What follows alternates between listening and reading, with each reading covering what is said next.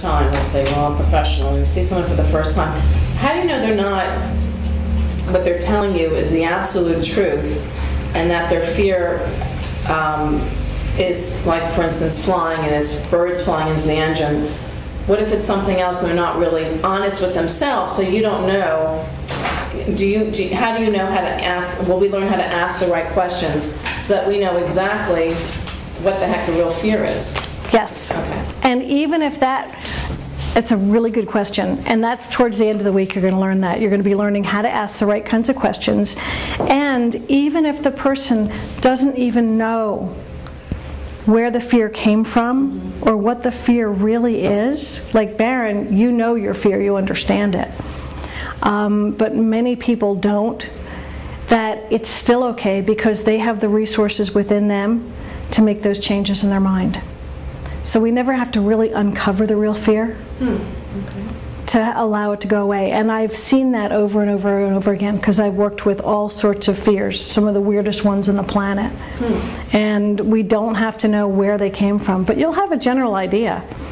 It's usually childhood, by the way. Even fear of driving usually has its roots back into childhood. And most fears that I've found in my practice are inherited. So a mother would have the same, a child would have the same fear as the mother? Or inherited, not necessarily the mother, but it could be somebody, an aunt or somebody that they heard on the phone.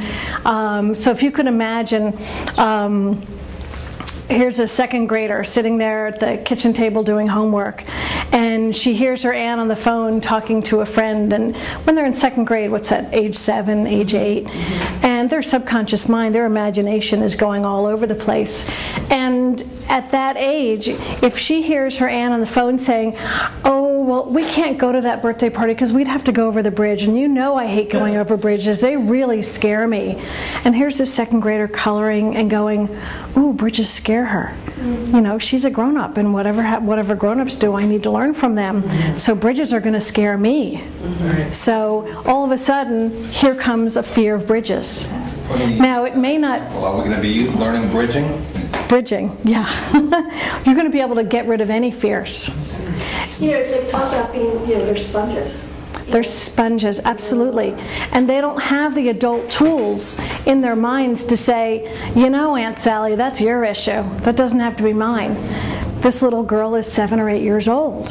Now, that fear may be like a seed that got planted in the garden, and that may never come up until this young girl gets to be 16 and starts driving and has to go over a bridge, and something triggered that old situation, and all of a sudden she's like, ooh, going over bridges, it's kind of a little scary.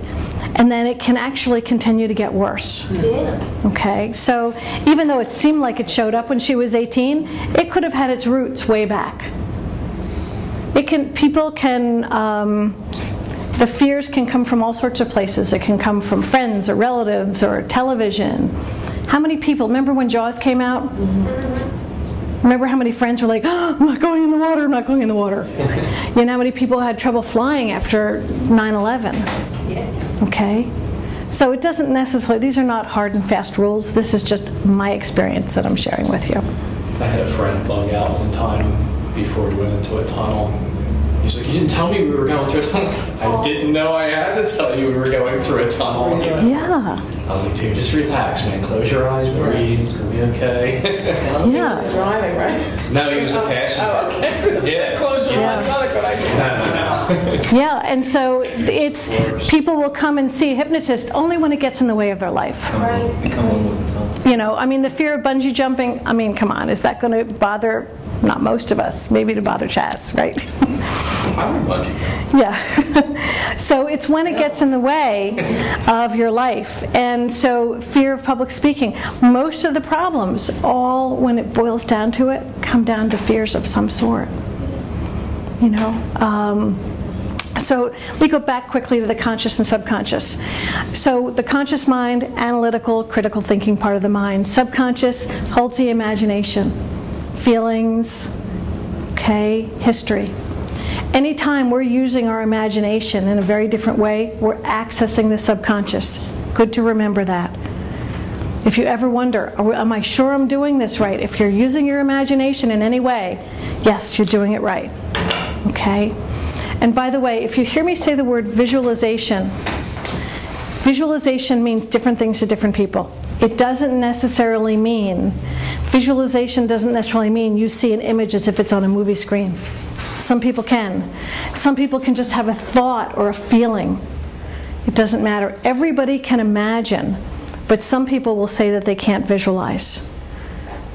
How many people here can visualize? How many are concerned that they might not be able to? Okay. So, Michael, why don't you pretend to be concerned? That I'd like you to close your eyes and I'd like you to visualize yourself in your favorite place. Okay, what's going on? Oh, he's already there. Okay. Okay, but just pretend that it's hard. So pretend you're a client and you're telling me how hard it is. I really can't see it. Okay. So open your eyes. So can you imagine that you can be there?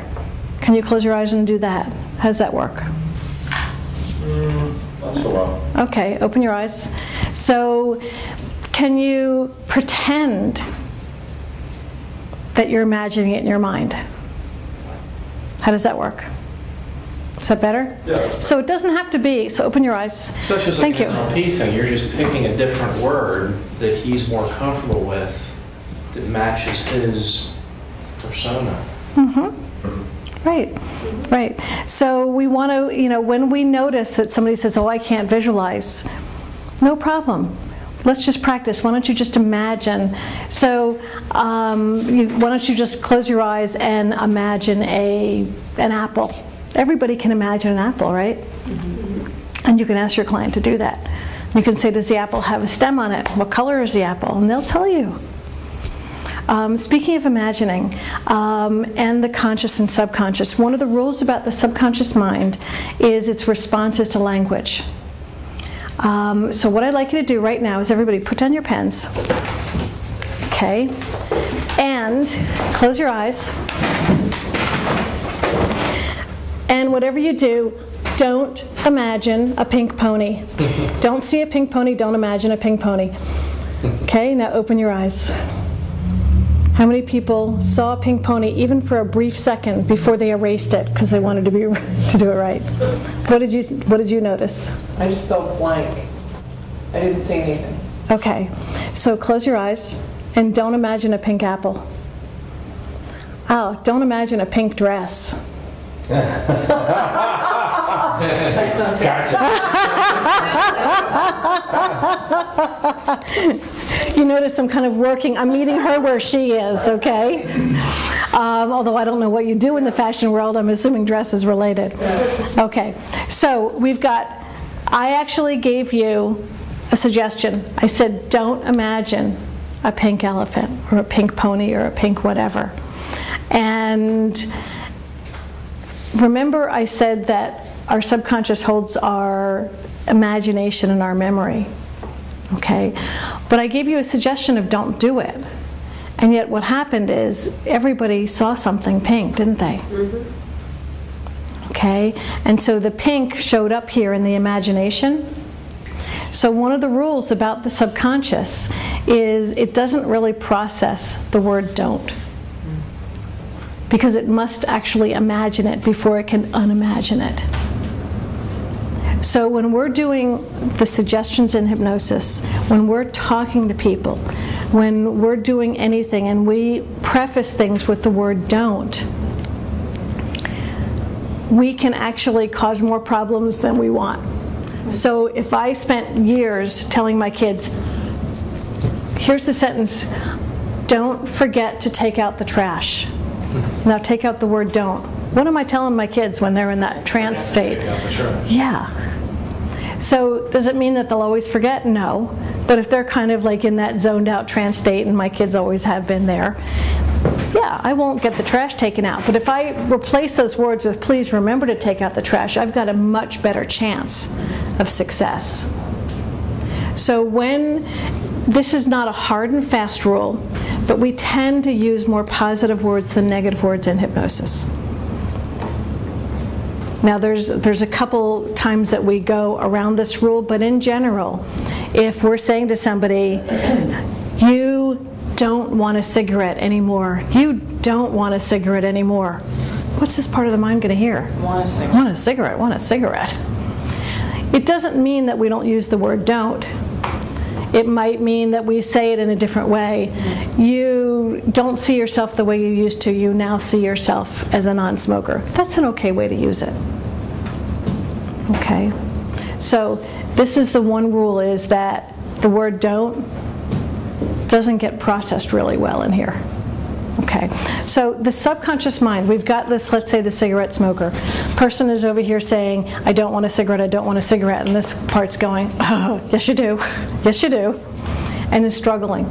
So we're going to go into hypnosis and change this part. This also works for chocolate, it works for donuts, it works for anything like that. Who's worried about chocolate?